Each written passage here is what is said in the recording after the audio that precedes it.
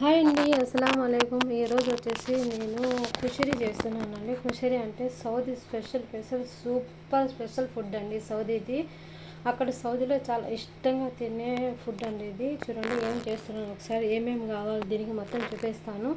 దీని పేరు వచ్చేసి కుషరీ అంటారండి సౌదీలో.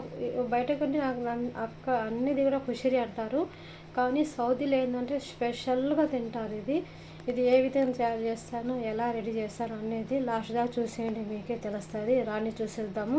దీని ఏమేమి కావాలి, ఎలా తయారు చేస్తాను, రండి కమ్ ఫాస్ట్గా, ఓకేనా.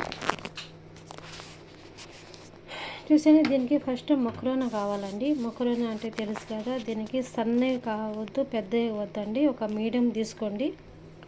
మీడియం అంటే ఏ విధంగా ఉండాలి, నేను వాటర్ వేసానండి, వేడి వాటర్ వేసాను. వేడి వాటర్ కొంచెం ఉప్పు వేసాను. ఉప్పు వేసి ఉడకనివ్వాలి, కొంచెం మెత్తగా ఉడికినట్టు ఉండాలి. చూడండి ఎలా ఉందో ఇలాగ ఉండాలి. తర్వాత ఏంటంటే రైస్ అండి, రైస్ని కడిగేసాను, కడిగి మళ్ళీ పొయ్యి మీద పెట్టాను. చూడండి అది కూడా ఉడకబెట్టి కుకింగ్ చేయాలి. తర్వాత అంటే పప్పు అండి.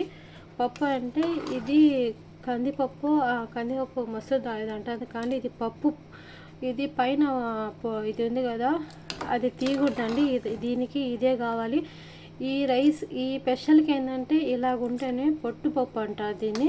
ఇలా ఉంటే దీని టేస్ట్ అండి మెయిన్. చూడండి ఎలా ఉందో.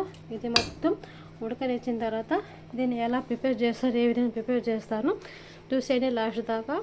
నా ఛానల్ కానీ మీకు నచ్చితే అప్పుడు దాకా కొంచెం అన్ని వీడియోలు చూసేసి లైక్ అండ్ సబ్స్క్రైబ్ చేసుకోండి. థ్యాంక్ యూ సో మచ్ అండి. ఇప్పుడు అన్నీ రెడీ అవుతున్నాయండి, చూసారా.